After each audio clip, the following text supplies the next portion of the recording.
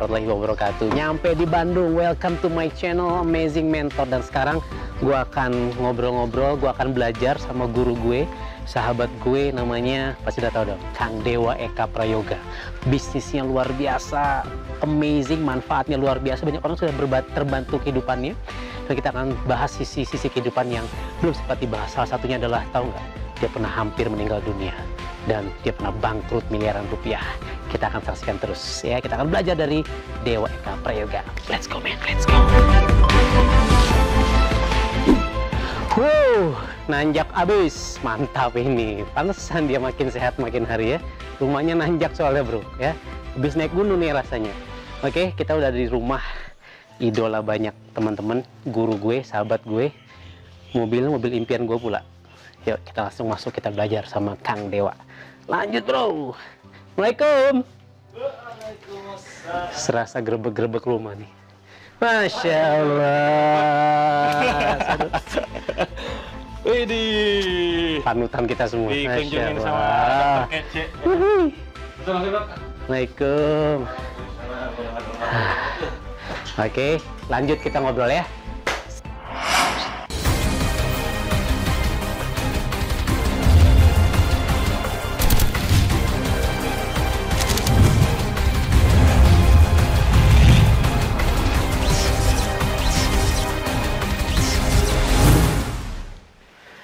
Oke, sekarang kita udah ada di rumahnya. Siapa namanya? Aduh. Dewa Eka Prayoga. Salam dulu dong buat Iya. viewers gue. Teman-teman semua, assalamualaikum warahmatullahi wabarakatuh. Waalaikumsalam. Kenalin, Dewa. Iya. Siapa sih yang nggak kenal Kang Dewa ya nggak? Banyak sih. Banyak, belum tentu. Tapi memang kalau kita follow akun-akun beliau ini, aduh luar biasa. Jadi saya Telegram ada. Ada, so, Telegram, ada Instagram, Instagram ada WA, Dewa Eka Prayoga. email, tukang nyepam. Email. YouTube barulah, YouTube. YouTube baru. Baru juga. Ini kita lagi bikin YouTube banyak. Pokoknya semua ada email, apalagi ya, ada berapa ratus ribu kan? Alhamdulillah. 1 juta follower. Amin. Oke, guys, jadi gua sekarang sengaja ke Bandung pengen belajar sama Kang Dewa. Jadi selain Kang Dewa ini memang sahabat gue, kita ya suka ngaji bareng gitu ya. Iya. Terus guru saya juga, saya ikut banyak training beliau. Salah satunya adalah Extreme Funneling. Dalam waktu dekat ini akan ada Extreme Funneling. Ada 3-4 Agustus. It's highly recommended workshop, keren banget. Dan kalau mau bicara training, jadi kita akan bahas nih. Jadi Kang Dewa ini itu pernah hampir meninggal dunia. Aduh. Ini kita mau bahas. Jadi saya ingat banget tahun berapa waktu itu ya? 16. 2016 ya. 2016 saya ngundang beliau ke Bogor. Mengadakan sebuah training buat tim bisnis saya. Terus tentang apa ya? Tentang selling lah ya. Selling. Ya, karena kan beliau Dewa selling. And then habis training malam kita cipika-cipiki, peluk-peluk cium gitu kan. Bromance. Iya. And then besok pagi gue dengar kabar. Ya, gue dengar kabar sahabat gue satu ini, guru gue yang satu ini, guru kita semua tiba-tiba lumpuh ya. Iya. Awalnya. Lusanya sih setelah 2 hari. Lusanya, lusanya. Besoknya tuh masih ke rumah Besoknya sakit. masih ke rumah sakit, udah mulai kelengan gitu. Itu gimana Kang? Jadi kok apa sih yang terjadi sampai akhirnya lu bisa terjangkit GBS? Iya. Apa sih katanya? Guillain-Barré syndrome. Ya, Guillain-Barré syndrome. Penyakit Langka. yang jarang ya? Jarang. Menyerang autoimun dia, jadi gua dokter ya, pura-pura ingat. Menyerang saraf perifer, makanya lu Waduh. Mungkin. mungkin Iya. gue lupa sih. Gimana bro? Jadi itu Iya. kok bisa sampai kita serang itu gimana? Juga bingung ya dok kalau misalkan bicara awal mulanya tuh. Karena kalau bicara soal sakit, itu kan biasanya teman-teman tuh pasti gak akan jauh dari yang namanya pola makan, bener ya? Olahraga, kan? Yes. Pikiran, tidur palingnya istirahat gitu. Nah ini juga rada aneh gitu. Kenapa rada aneh? Karena saya termasuk orang yang menjaga pola makan gitu. Pola makan saya bahkan sebelum waktu ngisi di tempat tutor itu, saya tuh benar-benar menjaga tuh pola makan. 3 bulan sebelum itu saya gak pernah makan yang gorengan. Ya. Bisa dikatakan paling banter itu makan nasi merah. Kalau ada nasi, sisanya paling ya dada ayam, brokoli, gitu-gitulah gitu kan. Jadi makanan dijaga banget. Terus olahraga, dokter tahu sendiri barusan treknya rumah saya. Nah itu tiap pagi saya sholat subuh tuh pasti lari tuh sama Nabila tuh kan. 3 kali lah minimal, 3 kali aja udah jogging aja udah lumayan gitu. Di rumahnya ini di atas gunung. Nah gitu, jadi pagi-pagi lari, sore-sore saya nge-gym tuh, udah asar bisa ke gym, nge-gym gitu kan. Malam saya tidur jam 10, jam 11 sudah tidur biasanya. Terus pikiran juga nggak terlalu banyak pikiran gitu. Terus tiba-tiba waktu itu ngisi di tempatnya dokter itu, di Bogor. Nah memang waktu itu, nah ini mungkin dari segi wasilanya tuh ya, kita nggak sarapan. Jadi pas pagi itu nggak sarapan, jadi pas di jalan tuh cuma makan roti doang. Pas udah nyampe sana, nyasar kan. Bogor tuh gak tau kenapa kayak tempat yang gue pusing lah gitu kan. Ini jalannya gimana? Nyasar. Gak enak nih, jam 1 udah mulai. Wah, jam 1 masih nyasar. Masuk ke tempat itu jam setengah 2. Wah, tadinya gue pikir udah nyampe sana, udahlah makan dulu bentar apa gitu kan. Wah, setengah 2 gak enak, langsung masuk panggung kan. Ngomong di depan, break istirahat asar saya minum tuh kan. Nah, pas udah asar itu, ada tuh mulai beda nih, badannya mulai gak enak gitu. Karena kan saya kalau ngisi sampai 3-5 jam masih kuat lah. Tapi kok ini rada beda gitu. Terus ada yang bilang, si Bu Iis tuh kalau itu ya, Kang sini Kang, gitu. Kayaknya rada beda katanya. Dikasih minum tuh, minum dulu katanya. Apa dulu, ngemil dulu. Oke.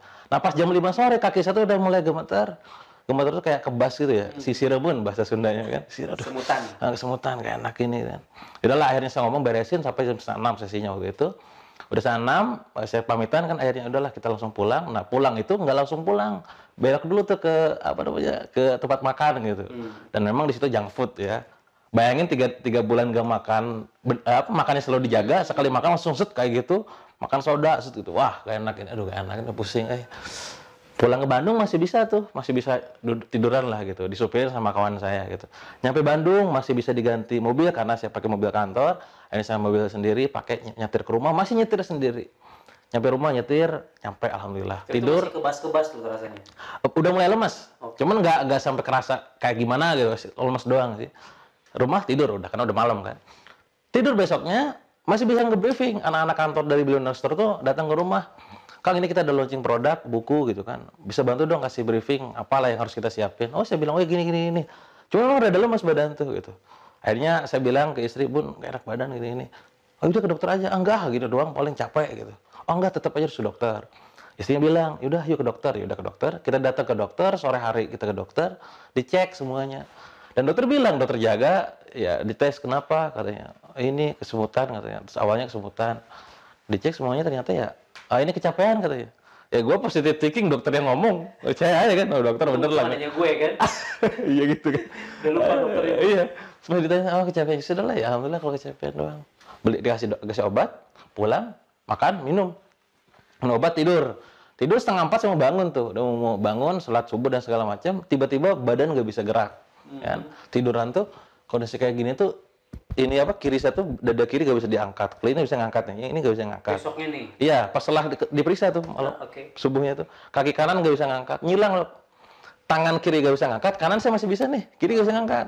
Kaki kanan yang gak bisa gitu. Udah ini kenapa? Bun, saya bilang, ini kenapa gak bisa gerak? Wah, mulai di situ. Istri panik, telepon orang tua, mertua dan semuanya. Wah, ini kenapa gitu? Ini bukan penyakit biasa gitu. Akhirnya ya kita coba kontak dokter semua, karena hari Sabtu kita kan isi hari Kamis waktu itu. Jumat saya ke dokter, Sabtu saya mencari-cari rumah sakit. Nemulah rumah sakit dekat, dicek semuanya dan normal dok, lagi-lagi. Normal semua, tes apa darah sama normal semuanya. Ini apa gitu kan. Dianalisa lagi sama dokter, ini kemungkinan saraf, dokter saraf dipanggil, dicek semuanya normal juga. Ini harus melakukan serangkaian tes katanya. Dites semuanya, tiba-tiba pas saya di ruangan perawatan itu kondisi dulu tiduran gini, yang awalnya masih bisa ngomong nih, bun bisa gitu ya, udah gak bisa ngomong, makanan gak bisa masuk. Ini udah dua-duanya, kiri kanan? Iya, udah mulai ya. Minuman udah keluar semuanya, keluar lagi gitu. Wah ini katanya, ada satu tes lagi harus dilakukan, tes dokternya tuh. Dites satu lagi, dan harus cepat keputusannya, dites langsung. Ada 3 kemungkinan katanya. Pertama tuh stroke ringan, ya nggak tahu apa tuh istilah bahasa dokterannya. Kedua, ada juga istilahnya masih nggak paham. Yang ketiga GBS, yang Guillain-Barré syndrome ini.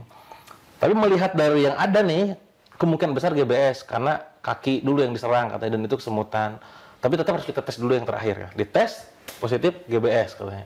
Wah dari situ langsung turun dari ruang perawatan masuk HCU ICU, gak nyampe 3 hari langsung ventilator cepet.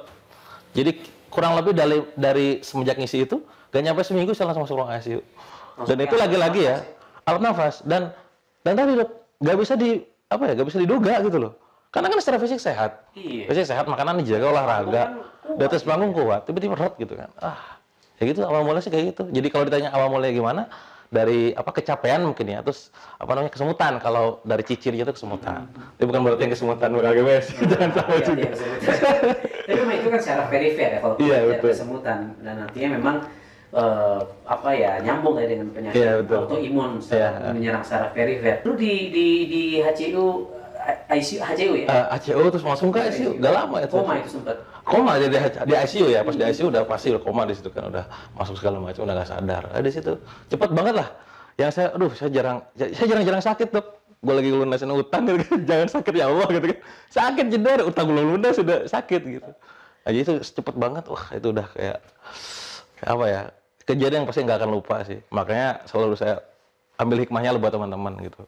Apa sih hikmahnya? Dalam arti gini, gue pengen Kang Dewa cerita, dalam arti kan kalau gue baca, Iya. gue nonton film, kalau lagi sakaratul maut itu kan kayak banyak dapat ilham, Iya, banyak iya. dapat insight. Iya. Apa sih yang lu dapetin gitu? Iya, yang pasti buat teman-teman yang sekarang lagi berjuang bangun bisnis atau misalkan bangun karir lah ya, lunasin utang dan yang lain.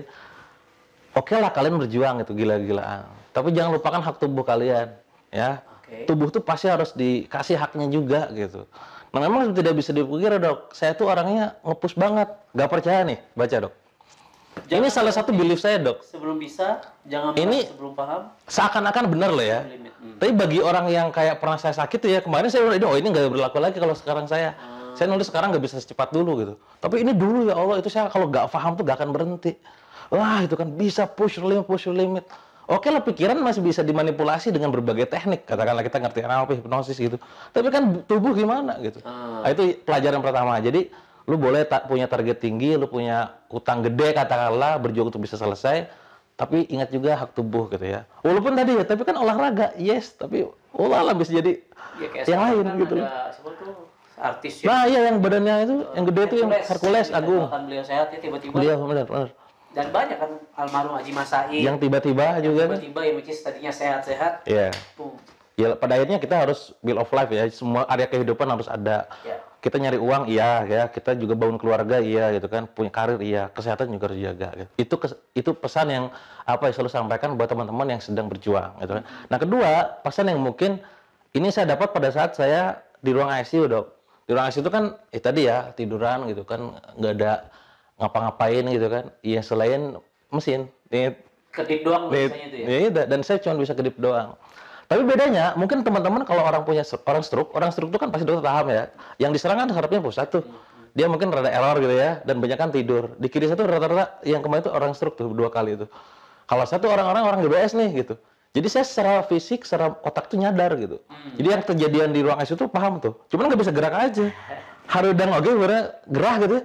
Ya Allah, gerak pengen gatel, pengen garuk gak bisa. Ya Allah, nikmat banget bagi kalian yang sekarang bisa garuk itu nikmat Pak. Itu dulu ya Allah. Kita garuk-garuk dulu sekarang. Iya gitu sampai saking saya nggak bisa geraknya itu. Nah sampai suatu ketika ada momen pada saat saya masuk ventilator itu tadi tiba-tiba cepet dan koma itu saya kayak hilang kesadaran. Dan sebisa mungkin dok saya selama di rumah sakit di ruang ICU terutama gak mau tidur. Kenapa kira-kira? Gak mau apa nggak bisa tidur? Gak mau, bukan gak bisa, sangat bisa, gak mau. Khawatirnya apa?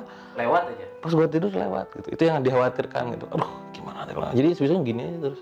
Ya zikir, gitu, mulai istighfar, Ya, mulai ngeliatin. Israel mungkin ya isi. Apalagi dok di samping gue dok yang di kiri itu kita 2 kali 3 kali ganti pasien. Saya di kanan tuh kan, untung di kanan ya. Di kiri dia tutup, dia ngomong-ngomong, wah udah nggak ada katanya si pasien pada apa sih? Bener gitu. Dan bener gitu. Ya Allah udah nggak ada, ditutupin gitu kan, dibersihin. Mati cak gitu kan. Ganti lagi pasien baru lagi, alhamdulillah ada temen gitu kan. Pasien lagi, gitu lagi. Dan itu kan di ruang ICU bukan seminggu, bukan sehari 2 hari gitu, seminggu lebih gitu. Waduh, tutup lagi. Ya Allah, apakah saya berikutnya dan seterusnya. Nah, ada momen di mana saya waktu hilang kesadaran itu kayak ngobrol gitu, entah kayak ngobrol ke diri sendiri, entah karena awalnya sih pemicunya gara-gara kayak misalkan gitu gelap gitu kan. Ada cahaya ini percaya tidak percaya gitu. Kayak dan saya ngomong ke diri sendiri gini, ya Allah kalau misalkan hari ini adalah hari saya dipanggil olehmu gitu kan, apakah kebaikanku sudah cukup untuk bisa bertemu denganmu? Ya Allah kalau misalkan hari ini adalah hari wafatku gitu kan, apakah pahala yang aku perbuat, yang aku dapat sekarang ini sudah cukup untuk mendapatkan ridhomu? Ya Allah kalau misalkan hari ini saya diwafatkan, dipanggil, meninggal ibaratnya, apakah sudah cukup untuk bisa mendapatkan surgamu gitu? Dan saya ngomong ke diri sendiri, jangan-jangan ya Allah dosanya lebih banyak, jangan-jangan keburukannya lebih banyak, jangan-jangan maksiatnya lebih banyak. Dari situ saya komitmen, ya Allah, kalau misalkan Engkau berikan kesempatan sekali lagi aja ya Allah untuk bisa hidup gitu, maka hamba tidak akan menyia-nyiakan peluang ini untuk bisa bermanfaat buat banyak orang, mewakafkan diri untuk umat Islam gitu ya. Pengen banget bermanfaat buat banyak orang. Dari situ hikmahnya adalah, jadi pada saat saya jatuh itu, pada saat saya kondisi koma itu, yang awalnya mungkin teman-teman itu pada saat kita normal mikirnya itu cuma omset gitu kan, tiap hari ngomongin omset, jualan, tiap hari jualan, berjuang demi keluarga, demi pasangan, demi anak, itu tidak ada dalam list, dalam pikiran saya waktu itu gitu. Artinya apa? Tidak penting sebenarnya pada kondisi koma loh ini. Lantas yang penting apa? Yang penting adalah justru yang dipertanyakan adalah amal hidup gitu. Amal solehnya cukup gak nih dibawa buat bekal akhirat gitu. Walaupun saat itu saya paham ya, Allah itu tidak memasukkan seorang karena amalannya, tapi karena rahmatnya. Tapi minimal kita dengan amalan kita itu bisa sedikit dalam tanda kutip mengetuk ya. Allah tuh, ya kamu layak ke surgaku, kamu layak dapat ya cari muka di hadapan Allah gitu. Itu nggak ada dalam pikiran. Maka kalau misalkan teman-teman mungkin pernah mendengar sebuah kajian dari Ustadz gitu ya, bahwa ada orang yang misalkan dia mau meninggal gitu kan, dan pengen balik lagi ke dunia. Ada satu amalan yang pengen dilakuin tuh ya, dan amalan itu bukan yang lain melainkan gitu ya, melainkan sedekah. Sedekahnya tuh pengen sedekah gitu kan. Al-Munafiqun ayat 10 kalau nggak salah, 10-11 ya. Wa anfiqu mimma razaqnakum min qabli an ya'tiya ahadakumul maut فيقول رب لولا أخرتني إلى أجل قريب فأصدق وأكن من الصالحين. Jiwa anfiqu mimma razaqnakum, infakkan dalam jalan Allah gitu. Wah, dari situ saya oke gitu kan. Maka setelah itu kalau dikasih kesempatan lagi nih, udah sekarang motivasi duit omset itu bukan lagi karena duit omset. Targetnya itu bukan karena target omset sekian miliar, tidak. Target sekian miliar sedekahnya. Omset insya Allah bakal ngikutin gitu. Dari situ awalnya. Jadi kita sekarang mulai merubah nih orientasi hidup, Dok. Yang dulunya itu obsesinya dunia aja gitu. Duit gitu. Ya seringkali beralibi pengen bermanfaat gitu. Tapi tidak munafik juga, terkadang ya pengen gaya hidup dan segala macam. Tapi setelah manusiawi banget gitu. Tapi setelah jatuh dalam artian dalam koma, udah sekarang motivasinya digeser. Karena buat hidup buat diri sendiri udah lebih dari cukup ibaratnya. Nah sekarang nih gimana caranya impactful buat banyak orang, terus bisa bermanfaat buat banyak orang. Yang kebaikan itu sebenarnya bukan buat orang lain, buat diri kita sendiri, buat bekal nantilah, buat di akhirat gitu. Pas waktu ibaratnya masa aktif hidup mau habis, nah itu bekalmu udah banyak. Apa bekalnya? Sedekahmu udah banyak, wakafmu udah banyak, zakatmu selalu disalurkan, kebaikanmu sudah banyak. Itu yang sekarang dipikiran sama kita. Makanya saya sampai sekarang udahlah, kalau ada nargetin gede, itu bukan karena ininya. Ada sesuatu yang mungkin orang tidak lihat di balik ini, kejadian yang saya kemarin pas sakit. Itu. Orang ngeliatnya, wah Dewa nih mata duitan dan iya, dan itu sering. Wah, jualan mulu gitu kan. Wah, apa jualin? wah, apa dia jualin gitu. Sakarbu. Sakarbu. Gue beli terus sih. Iya, karena orang nggak akan pernah tahu apa yang ada dalam pikiran kita, ya. Sebelum kita mencari tahunya, kayak sekarang kan dokter nanya nih kan, ya kayak saya kasih tahu gitu kan. Dan nggak usah juga kita kayak misalkan, hei kalian tuh satu gini ya, nggak usah juga gitu kan, itu berarti show up banget gitu. Tapi kalau misalkan dalam digali kayak begini, pengen tahu belief saya, value nilai hidup saya, ya saya kasih tahu gitu. Jadi ibaratnya seringkali orang tuh melihat yang sekedar sudut pandang luarnya saja nih. Oh dokter Andika, wah mobilnya keren, wah karirnya luar biasa, oh bisnisnya hebat. Nyontek aja bisnisnya doang gitu. Gak pernah nyari tahu nih kepala isi pikirannya apa. Nah sama kayak orang ngeliatin, Kang Dewa jualan produk digital, lumayan ya. Buka workshop 100 orang kali 7,7 juta, dia langsung hitung. Tak semudah itu gitu loh. Jadi ada sesuatu yang dibalik itu. Gitu. Jadi hikmah sakit itu luar biasa. Banyak banget lah gitu ya. Terutama untuk purpose hidup ke depannya sih. Itu yang pertama adalah perhatikan hak tubuh. Yes, betul. Yang kedua ternyata ya kesempatan kedua. Betul. Ya, kalau kita diberikan kesempatan kedua untuk hidup, apa yang akan teman-teman lakukan gitu. Iya. Ada yang ketiga? Udah cukup 2 aja tuh, udah lebih dari cukup. Aku sedikit pertajam ya, aku sedikit perdalam. Jadi sebenarnya tadi gue udah mau nangis kayak speechless. Karena maksud gue gini, gue kan ya dokter lah ya. Semoga viewers percaya gue dokter gitu. Nggak ada wajah dokter sih. Gue ngalamin ketika gue di rumah sakit, waktu itu zaman koas ya di Bandung sini, di RSAS dan seterusnya. Ya tadi di ICU ada orang yang meninggal, and then I have to communicate with, gue harus berkomunikasi dengan keluarga tuh. Atau ke pasiennya yang ini kayaknya udah, ya begitulah. Nah, itu ketika itu terjadi, atau mungkin lo tahu dari setelah lo sadar gitu ya, itu keluarga itu responnya gimana? Iya, kalau waktu kejadian memang nggak paham, karena kan otomatis saya cuma bisa tiduran, nggak bisa ngeliat keluar lah ya gitu. Dan memang benar, semua itu dikasih tahu ke saya itu pas setelahnya gitu, pas setelah mulai sehat dan seterusnya.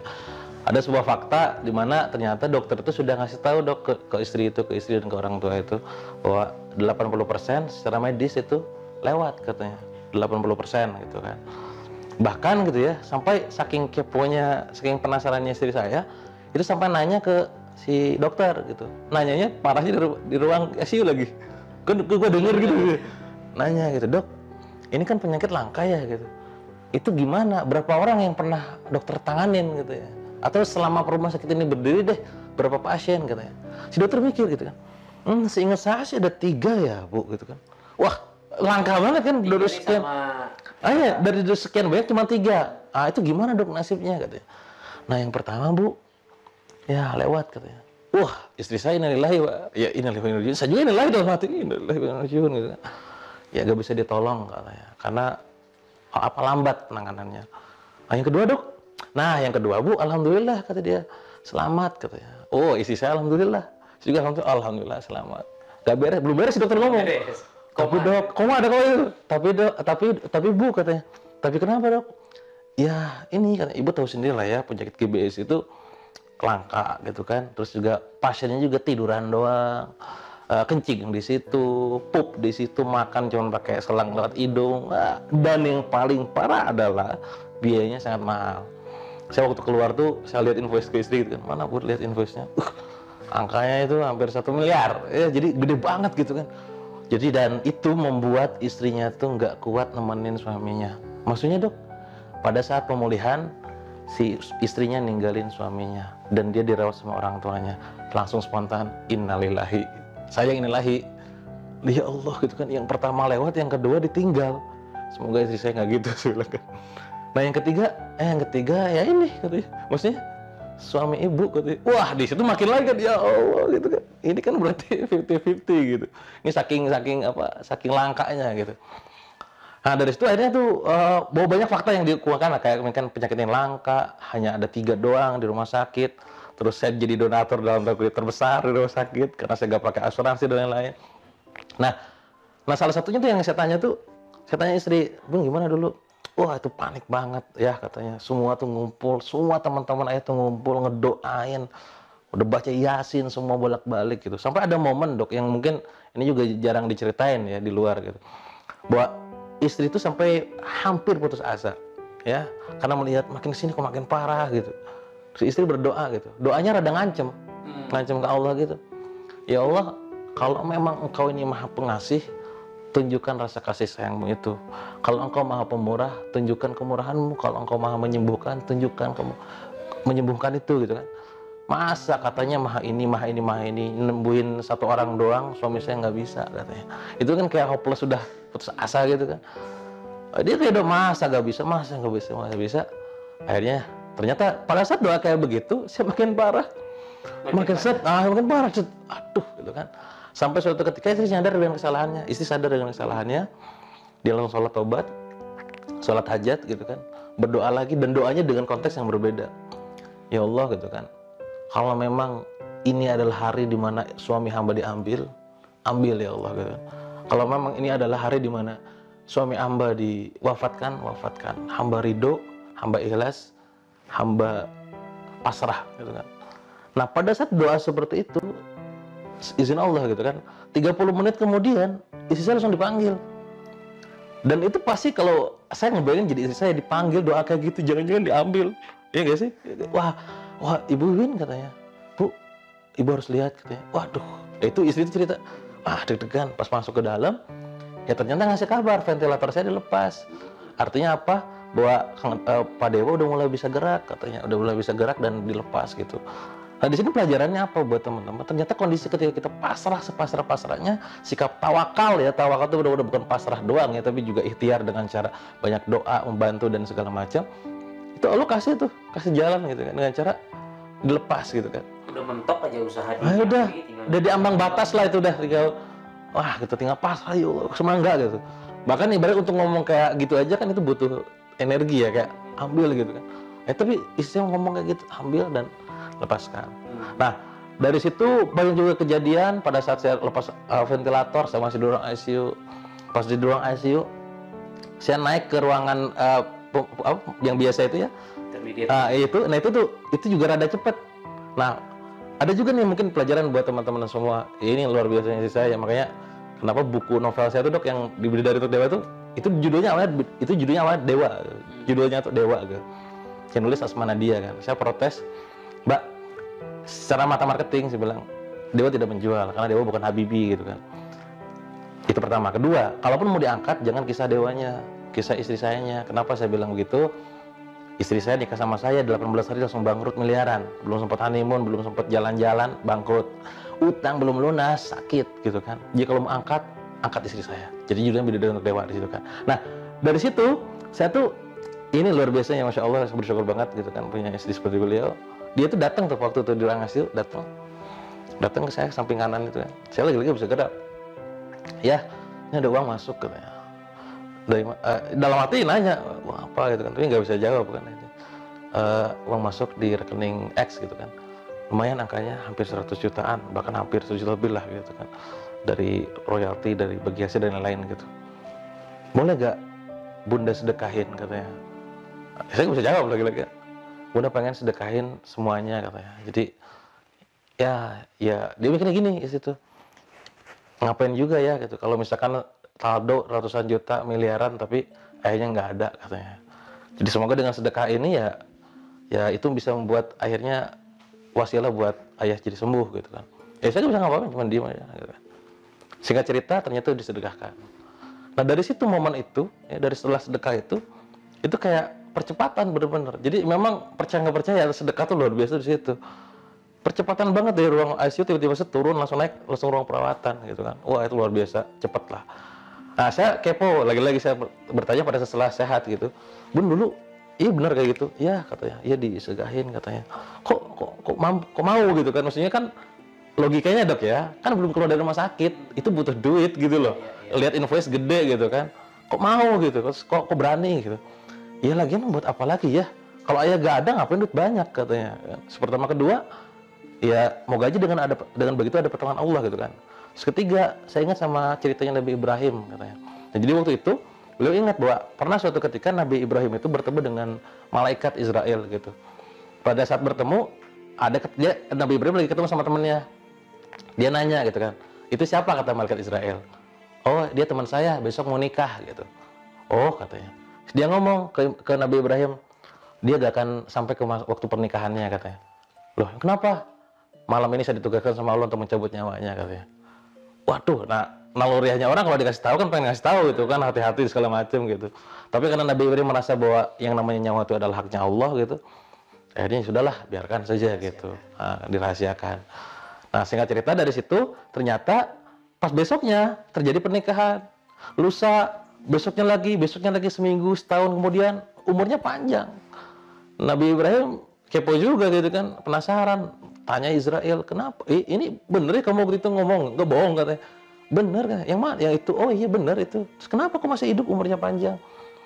Ya karena di waktu malam sebelum dia pernikahan itu, dia menyedekahkan setengah dari hartanya katanya. Artinya apa? Ternyata sedekah itu, ya kayak menunda kematian gitu ya. Itu bisa jadi iya gitu loh. Kalau kita percaya iman, merubah takdir gitu kan. Itu Nabi Ibrahim. Saya ya alhamdulillah izin Allah gitu kan. Dan vonisnya tuh ya pada saat pulang tuh cuma bisa duduk ini doang loh. Duduk ini gak bisa ngapa-ngapain. Vonis katanya 2 tahun baru bisa jalan. Nah, kesehatan nih kan. Ya gua 4 bulan langsung si Kang Randy langsung ngasih jadwal. Bisa ngomong alhamdulillah kan. Terus artinya saya nggak harus butuh waktu 2 tahun tapi 6 bulan tuh udah sehat full gitu kan. Dan sekarang bahkan ngisi workshopnya sampai 2 hari gitu. Terus ini parahnya lagi nih ketika teman-teman menjadikan sebuah fakta sebagai realitas berpikir ya. Pada saat dokter ngomong kayak gini, seorang public figure, seorang yang punya authority, ya, otoritas, ngomong, kan jadi belief ya. Itu kan biasanya kan terbentuk salah satu public figure gitu. Terus, bukan alumni ya, apa ya, pengidap GBS lainnya dok. Jadi pengidap GBS lainnya itu datang karena mungkin sesama, relate gitu kan, supaya motivasi. Motivasi. Nah dari situ tuh, saya tuh melihat banyak pasien GBS tuh yang pengidap yang lainnya tuh dalam kondisi yang tangannya tuh nggak normal gitu kan, ngelipet, terus gak bisa berdiri, ngomongnya nggak normal, serba kurang. Ya Allah, saya bilang, kalau ini menjadikan sebuah fakta ini menjadikan saya cara berpikir saya dan belief saya gitu, berarti berarti gue paham next kalau gue sembuh gue kayak gitu. Ya Allah, saya bilang. Tapi dari situ saya yakin, ini di sini adalah ujian keimanan. Yakin nggak dengan Allah? Yakin sama otoritas, sama dokter gitu kan? Yakin sama alumni dan tanda kutip punya pasien yang lain gitu kan? Atau sama Allah nih? Bismillah ya Allah, aku yakin sama Engkau gitu kan. Tidak ada yang tidak mungkin selama Engkau berkehendak, kun fayakun, melawan kemustahilan ibaratnya. Bismillah gitu. 4 bulan setelahnya, sebelumnya itu pas saya pulang, saya dikunjungi sama satu kawan saya, Randy Saputra. Dia datang dengan saya gak bisa ngomong apa-apa. Nih gue kasih panggung, 4 bulan kemudian lu ngisi katanya. Gimana cerita, dokter aja 2 tahun. Tapi Allah waktu itu, nanti bisa dicek di YouTube, saya judulnya melawan kemustahilan, terus saya ngomong gini, kondisi turut iya kan dari belakang saya turut badan saya 20 kilo tuh turun ya, ngomong kayak begini gitu kan, tapi bisa ngomong berdiri. Akhirnya saya tutup dengan cara berdiri, pengen ngasih tahu bahwa ya aku bisa berdiri juga gitu loh. Nah dari situ artinya apa, keajaiban datang, pertolongan Allah datang, kemustahilan sangat mungkin bisa diberesin gitu kan. Dan dengan tadi keyakinan sama Allah, bukan karena keyakinan sama hewanya ya, bukan kayak karena dokter tapi karena sama Allah ya. Wah, pokoknya pelajaran banyak banget lah dari episode sakit itu. Luar biasa. Terus ketika kan pasti lu berhari-hari tidur, ini kan permainan pikiran, ya kan, ini ada setan nih, ada dan seterusnya. Itu apa sih yang Kang Dewa maintain terus yang wirid pikirannya gitu ya? Yes, betul. Jadi salah satu hal yang saya syukuri juga dok pada saat saya sakit itu adalah sebelum sakit saya sudah belajar ilmu tentang pikiran ya, tentang pikiran kayak misalkan NLP, hipnosis, hipnoterapi dan lain-lain gitu. Termasuk satunya reframing dan lain-lain kan. Jadi dulu saya pernah bangkrut 7,7 miliar nih. Sekarang saya sakit dengan kondisi yang paling parah lah ibaratnya. Nah di situ bermain pikiran, reframingnya apa? Misalkan, apa nih maksud Allah nih? Maksud Allah adalah pertama pengen saya istirahat, ya. Kedua pengen saya lebih pasrah lagi sama Allah, yakin lagi dengan kebesaran Allah dan lain-lain. Di reframe semuanya. Maka di dalamnya karena ada reframing seperti itu, maka yang saya lakukan adalah tadi, terima kasih ya Allah, berterima kasih, bukan lagi mengutuk kenapa ya Allah gitu ya. Dulu waktu bangkrut gitu dok, ya Allah kenapa saya, ini kan berat itu. Sekarang udah beda, karena kayaknya semua orang bangkrut gitu ya. Nah sekarang udah mulai beda nih, karena kan udah pernah ngalamin tuh kan, jadi udah kayak lebih rileks aja gitu. Ya Allah, makasih ya Allah udah ngasih kesempatan kayak begini, bisa lebih dekat lagi dengan Engkau gitu kan. Gak ada lagi yang bisa diharapin selain Engkau, pertolongan Engkau gitu segala macam. Itu dari frame diulangin, terus kan sholawat, zikir, hal-hal yang positif gitu ya. Dan alhamdulillah tidak terpikirkan sedikit pun tentang hal-hal yang memang negatif gitu loh. Dalam artian kayak menghardik Allah gitu kan, mempertanyakan gitu kan. Satu-satunya yang buat saya akhirnya berpikir adalah momen pada saat tadi yang pikir ini gimana, nanti cukup ke amalannya gitu. Pada saat nyadar gini, astagfirullahaladzim, astagfirullah, subhanallah gitu-gitulah. Gitu-gitu terus saya diucap. Dan apalagi yang bisa kita harapkan dalam kondisi seperti itu kan. Pasien yang lain ya kondisi parah juga. Di ruangan cuma sendirian sama pasien yang di samping. Perawat ya datang pas ngasih makan, ngasih obat dan segala macam. Udah gak ada lagi yang diharapin, ya. Maka dalam kondisi paling titik nadir dalam kondisi pas sakit itu yang kondisi koma, ICU, satu-satunya yang bisa kita harapkan adalah Allah Subhanahu Wa Taala gitu. Jadi memang bagi kita yang memang melihat dari sisi positifnya gitu ya, pada saat sakit itu adalah momen terindah buat kita untuk berduaan sama Allah gitu. Karena nggak ada lagi, sama siapa lagi gitu kan. Dokter gak bisa diharapin juga. Nangis gue. Ketika lu lagi terbaring di atas tempat tidur ICU gitu, dan setting goals nggak sih, gue harus sembuh gitu atau gimana? Maksudnya kayak tadi kan Kang Randy datang 4 bulan, dan apa itu jadi inspirasi untuk gue harus datang ke waktunya gitu.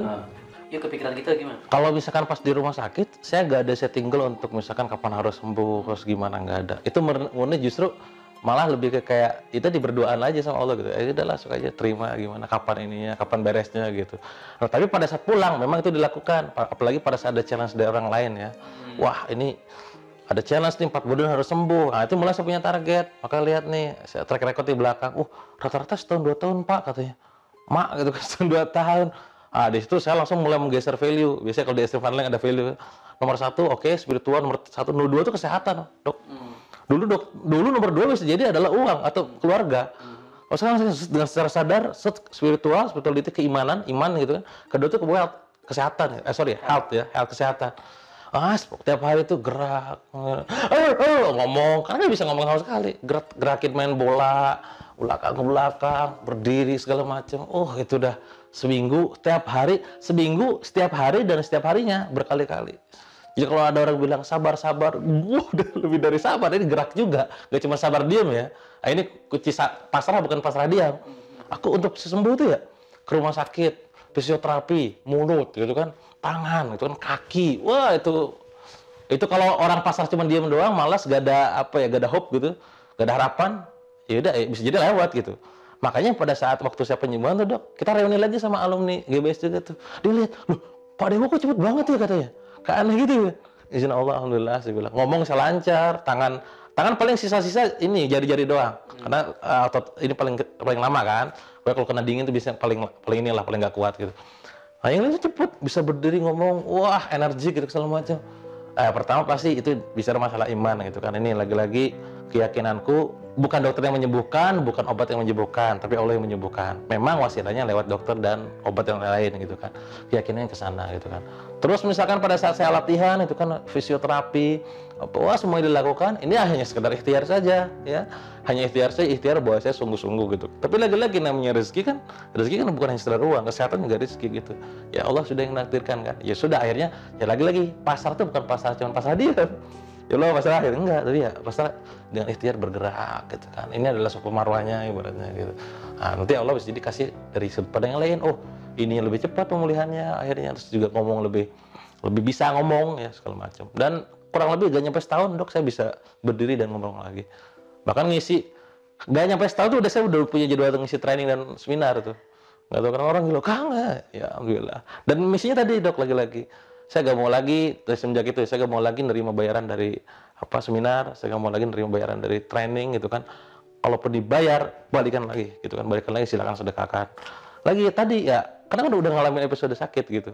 Jadi kalau untuk hidup saya kontraktan sama istri sama orang tua tuh, sekian lah angkanya cukup nih gitu. Nah sisanya oke lah kita buat anak mungkin tabungan sekian, itu buat kehidup lah cukup lah sekian. Sisanya kita sedekahin aja dengan Allah gitu. Karena ya apalagi gitu loh. Di situ saya arahi banyak banget hikmah di saat saya sakit. Jadi memang benar ya Allah bilang kalau orang meninggal itu pada saat sakaratul maut minta-minta ke Allah kan. Ya Allah hidupkan aku lagi untuk sedekah. Yes. Dan bener ya? Itu kejadian. Ya? Jadi kalau misalkan sekarang kita buka surat Al-Munafikun, itu ada ayatnya di sana gitu kan. Nah sekarang saya udah ngalamin gitu. Jadi janji Allah tuh bener gitu loh. Bukan sekedar tercantum, ya bener. Sangat-sangat mungkin dan sangat terjadi. Tapi tadi jangan sampai Anda sekarang misalkan teman-teman YouTube nih ya, lihat kita nih ngobrol, ini bisa jadi pesan dari Allah nih. Lu jangan sakit dulu. Udah cukup tuh, Kang Dewa udah ngalamin. Iya udah, iya bener. Maka pulang dari sini ya nonton di sini, agendain tuh sedekah. Misalkan setiap Jumat sedekah apa, sedekah nasi misalkan gitu ya. Tiap hari Senin sedekah apa, tiap bulan ada suka yang gedenya ke orang tuanya. Nah, itu ada tuh jadwal-jadwalin. Nah itu luar biasa kalau udah kayak gitu. Karena hidup kita bukan untuk kita doang, tapi buat orang lain, berkah buat orang lain gitu. Yang paling murah sih sedekah subscriber sih. Subscriber. Klik dulu tombol subscribe ya. Dan ini juga Dok, kayak sekarang tuh kan kadang suka gini ya. Aku tuh kan nggak punya uang, boro-boro sedekah, susah hidup gitu kan. Kebanyakan curhat tuh ke gue gitu. Ya maksudnya secara uang nggak ada. Atau misalkan gini, saya bilang gini, kalau kamu nggak punya uang, pakai ilmu aja. Aduh Kang sama aja ilmu nggak ada, gitu kan. Nah gampangnya sekarang teman-teman di era milenial, ini gampang. Ada video kayak begini, tinggal di like, di komen, di share aja ke sosmednya, gitu kan. Itu gampangnya gini Dok, kita kan punya sesuai dengan apa yang kata Rasul katakan, mandalala khairin falahu mislu ajrin fa'ilihi, barang siapa menunjukkan kebaikan baginya pahala yang serupa seperti yang ditunjukinnya. Kebayang ke teman-teman pada saat nonton video ini tiba-tiba nge-share ke Facebook, ke Twitter misalkan, atau ke WA grup, ke Instagram misalkan. Orang nonton, orang yang dulunya udah sakit parah tiba-tiba, ya Allah ternyata ada keajaiban, dia makin lagi semangat gitu kan. Awalnya dia pelit, tiba-tiba jago sedekah. Insya Allah itu kebaikan ngalir, ngucur ke kita juga. Iya, dapat juga. Iya, gitu. Dan tidak berkurang. sama gitu. Itu luar biasa. Itu kayak amalan sederhana tapi efeknya luar biasa gitu. Itu meneruskan kebaikan. Pencet tombol share dapat gitu kan. Pencet subscribe terus ajak teman-temannya untuk nonton channel-channel yang baik, insya Allah jadi dapat juga gitu sih. Jadi sangat mudah, justru sekarang milenial makin kesini makin keren, makin gampang gitu buat baik tuh. Memviralkan amal soleh Betul. itu sebaliknya viral Ya. amal toleh ya. Iya, makanya tugas kita adalah tadi pada akhirnya media itu hanya sekedar alat doang kan. Bagaimana ini alat bisa menjadi baik jadi buruk tergantung orangnya nih. Kalian sekarang mungkin subscribe ke banyak channel gitu kan. Silakan ambil pelajaran dari yang lain. Kalau misalkan ada yang baik nih, ngajak benar gitu kan. Dekat sama Allah terus juga berbuat baik terus-terusan gitu kan. Ya kenapa nggak kita subscribe aja? Bunyi loncengnya juga share ke teman-teman yang lain. Itu kan jadi pahala juga buat kalian. Mungkin subscriber kami tidak sebanyak orang, misalkan seorang lain. Ya tapi kami tadi fokus kami adalah jangan sampai apa yang kita keluarkan dari mulut kita tuh jadi keburukan juga. Kalau tadi ibaratnya ada pasif pahala, ada pasif dosa juga. Hati-hati ya. Hati-hati. Kayak gitu. Oke, amazing, luar biasa. So, terakhir Kang, jadi ini kan video inspiratif banget ya, terutama buat teman-teman. Jadi banyak juga yang masuk ke DM atau komen di YouTube gue. By the way, kalau punya pertanyaan, punya insight di menit keberapa yuk dapat dari Kang Dewa, tulis komen di sini. Nah, banyak tuh yang bener-bener curhat ya, nyokap gue sakit, katakan bokap gue sakit, ini gimana sih dan seterusnya. Dan video ini harusnya akan sangat menginspirasi Anda yang sedang didera oleh penyakit, diuji ya, musibah, atau keluarga Anda. Nah, terakhir kan, jadi buat teman-teman yang sedang nonton video ini, terutama khususnya buat mereka yang sedang memang dirundung sakit lah ya. Iya. Kesimpulannya ketika Anda, teman-teman dirundung sakit, apa aja sih yang harus kita lakukan gitu? Iya. Sebenarnya kalau misalkan teman-teman sekarang lagi mengalami episode yang sangat terpuruk ya, entah itu karena hutang, entah itu karena sakit, mungkin sudah nikah lama tapi gak punya keturunan, atau mungkin sudah nikah lama tapi selalu cekcok sama mertua gitu kan, atau apapun itu, ya lagi-lagi ya, itu semua sangat mungkin terjadi bagi kita yang hidup gitu, manusiawi gitu kan. Kita harus percaya, harus iman sama Allah. Surat Al-Ankabut ayat 2, ahasiban nas ayyutraku ayyaqulu amanna hum la yuftanun gitu kan. أحسب الناس أن يتركوا أن يقولوا آمنا وهم لا يفتنون. Jangan ngira kita ini beriman kalau belum diuji gitu. Jadi Allah pasti kasih ujian gitu kan. Nah, artinya tugas kita adalah harus bisa melewati itu gitu loh. Nah, apa yang kita lakukan sekarang gitu ya, entah itu karena ujian sakit, ujian pilot, ujian bangkrut dan lain-lain, balikin lagi sama Allah. Harus punya keyakinan yang besar, bukan sama-sama diri sendiri nih, bukan sama diri sendiri, tapi sama Allah. Misalkan pada saat settingan mindset waktu saya bangkrut tuh, tadi ya, wah ini apa namanya bangkrut ini mengutuk Allah misalkan. Tadi, lu katanya beriman nih, lu Al-Ankabut ayat 2, gitu kan. Oke, bangkrut, yakin lagi ternyata Allah ngasih pesan juga di dalam surat Al-Baqarah 186 atau 286 ya, yang tentang la yukallifullahu nafsan illa wus'aha kan. لا يكلف الله نفسا إلا وسعها لها ما كسبت وعليها ما اكتسبت ربنا لا تؤاخذنا إن نسينا أو أخطأنا ربنا لا تؤاخذنا إن نسينا أو أخطأنا ربنا ولا تحمل علينا إصرا كما حملته على الذين من قبلنا ربنا ولا تحملنا ما لا طاقة لنا به واعف عنا واغفر لنا وارحمنا أنت مولانا فانصرنا على القوم الكافرين. Oke, berarti artinya apa? Allah bisa apa kalau misal Allah akan uji kita kalau kita sebenarnya Allah tuh bakal uji kita kalau kita bisa gitu loh. Artinya dipilih gitu kan. Artinya apa? Oh, bisa sebenarnya. Ya. Yang membuat kamu tidak bisa adalah kamu sendiri gitu loh. Terus ada yang lain misalkan, ini kapan beresnya? Ya Allah, gak beres-beres, sakit mulu ini juga. Aduh, gimana udah vonis 10 tahun gak hamil misalkan. atau penyakitan atau utang nggak lunas-lunas. Kita iman juga sama Allah, ayat Allah. Ya, fa inna ma'al usri yusra, inna ma'al usri yusra. Ada kesukaran, ada kemudahan.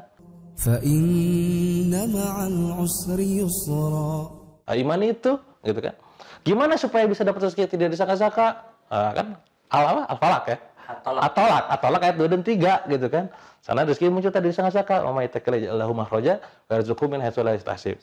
ومن يتق الله يجعل له مخرجا ويرزقه من حيث لا يحتسب ومن يتوكل على الله فهو حسبه إن الله بالغ أمره قد جعل الله لكل شيء قدرا. Gimana supaya ditolong sama Allah kan? Gimana supaya kebaikan-kebaikan balik lagi sama kita? Al-Isra 7. إن أحسنتم أحسنتم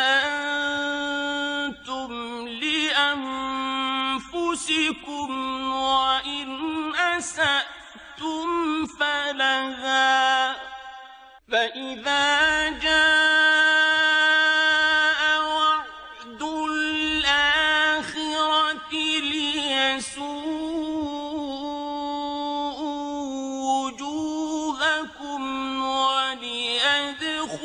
المسجد كما دخلوه أول مرة وليدخلوا المسجد كما دخلوه أول مرة وليتبروا ما علوا تتبيرا. Itu semua balik lagi sama Allah.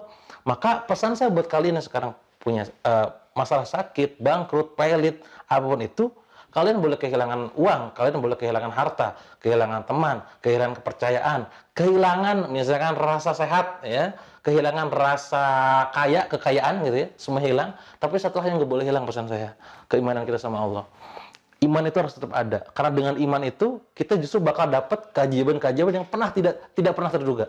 Ada aja, caranya nggak tahu, nggak ngerti. Kita nggak pernah tahu skenario Allah.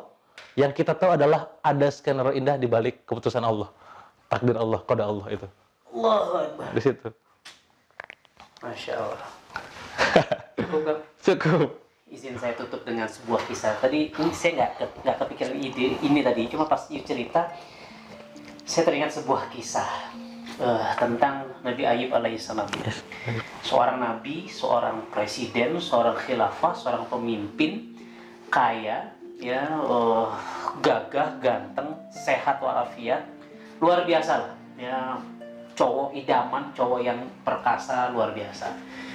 Suatu hari di umur 30, seingat saya umur 30 dia menikah, sampai umur 50, 20 tahun hidup dalam keberlimpahan, hidup sehat walafiat, miliaran katakan omset bisnisnya, penghasilannya dan seterusnya, istrinya cantik luar biasa. Hingga suatu hari Allah menguji, mungkin pada konteks Kang Dewa tiba-tiba GBS. Ini bukan menyamakan Kang Dewa dengan Nabi Ayub ya, tolong jangan disalahartikan. Cuma saya mendapatkan ibroh bahwa banyak teman-teman yang coba belajar dari kisah Nabi Ayub ini. And then suatu hari setelah 20 tahun menikah, jadi khilafah, jadi nabi seperti itu, jadi orang yang luar biasa. And then di hari pertama tiba-tiba kan kulitnya itu semua kusta, dari ujung rambut sampai ujung kaki. Saya baca kisahnya tidak ada satu sentipun, satu area pun yang tidak terkena penyakit. Hari kedua itu karena sakit, lalu penduduknya, followernya gitu ya, likers, lovers kita itu meninggalkan Nabi Ayub. Tiba-tiba dia nggak punya teman, tiba-tiba nggak punya saudara, semua saudara-saudaranya langsung. Dan qadarullah di hari ketiga, Nabi Ayub itu punya 12 anak laki-laki semua. Lagi makan siang, qadarullah tiba-tiba rumahnya ambruk. Dan anaknya 12-nya syahid, meninggal dunia. Jadi Nabi Ayub tinggal hidup sendiri sama istrinya, dengan kondisi dia sakit, bau busuk, udah kayak ada belatung-belatungnya, semua orang pergi, anaknya meninggal dunia. 18 tahun hidup seperti itu dan tidak pernah, dan benar tadi, tidak pernah, Nabi Ayub tidak pernah meminta untuk kesembuhan. Kenapa? Jadi saya pendek ceritanya aja. Waktu itu istrinya, ya ibarat kata Teh Wiwin mungkin gitu ya, insya Allah. nanya, engkau kan nabi, kenapa nggak minta sembuh sama Allah? Ternyata jawaban singkatnya, dulu kita sudah diberikan nikmat berapa lama? 20 tahun, kaya, sehat, ganteng luar biasa, punya banyak follower dan seterusnya. Ini kita baru 18 tahun. Ya, pada cerita dia tidak meminta kesehatan, ya dia hanya sabar dan meningkatkan level keimanannya kepada Allah Subhanahu Wa Taala. Dan qadarullah, masya Allahnya, hari dimana kesembuhan itu tiba, keluar sumber air di kolam tempat tidurnya, dia mandi pakai air tersebut, minum. Hari pertama sembuh seluruh penyakit kulitnya. Hari keduanya itu followers yang tadi unfollow, yang tadinya delcon ngeblok gitu, datang lagi semua berbondong-bondong dan semua bawa kekayaan, semua bawa harta kasih ke Nabi Ayub. Qadarullah dan izin Allah. Jadi kaya lagi, jadi lebih kaya dari sebelumnya. Dan di hari ketiga mulai saat itu istrinya hamil. Setiap tahun hamil dan setiap tahun ya lahir anak kembar laki-laki. Yang tadi 12 hilang, sekarang punya 24 anak kembar laki-laki. Karena iman dan sabar, dan saya thank you Kang Dewa yang belajar hari ini tentang sabar, iman. Artinya dengan itu kita bisa melawan kemustahilan. Guys, beliau sahabat gue, guru gue, lu harus banyak belajar dari channel YouTube beliau, channel beliau yang lain. Semuanya lah, Telegram, Instagram, luar biasa. Jangan lupa subscribe, like, comment, and share. Follow juga beliau. Saya Tika. Saya Dewa Koprioga. Assalamualaikum warahmatullahi wabarakatuh.